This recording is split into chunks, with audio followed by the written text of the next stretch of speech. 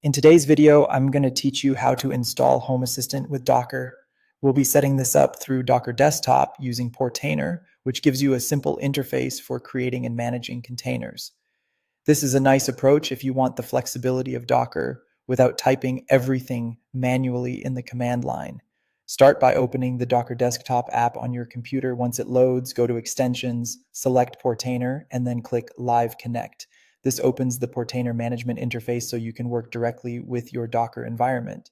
From there, go into Containers and choose Add Container. This is where we'll create the Home Assistant container from scratch. In the name field, enter Home Assistant. Keeping the name simple and recognizable makes it easier to find later if you ever need to update, restart, or troubleshoot it. Next, in the image field, enter ghcr.io/home assistant stable. This tells Docker to pull the current stable version of the official Home Assistant image, which is usually the safest option for most users. Now scroll to the bottom and open the Volumes tab. Click Map Additional Volume. For the container path, enter /config. This folder is where Home Assistant stores its configuration and important data. After that, change the volume type from volume to bind. In the host path box, enter a folder path on your actual computer where you want that data to be saved. This is an important step because it makes sure your settings and data remain available even if the container is recreated later. Next, click on the Network tab and change the network dropdown from bridge to host. This is commonly used for Home Assistant so it can communicate more easily with devices and services on your local network.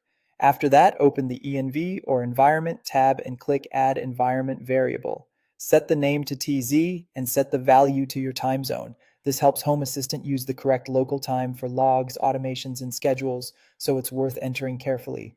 Then go to the Restart Policy tab and select Unless Stopped. This means the container will automatically come back online after a reboot or unexpected interruption unless you intentionally stop it yourself. Once everything looks correct, click Deploy the container. Docker will create the container and begin pulling the image if it isn't already available on your system. After deployment finishes, Home Assistant will begin its first startup, which can take a few minutes. At that point, your installation is in place, and Home Assistant should be running inside Docker with persistent storage, proper networking, and automatic restart behavior configured.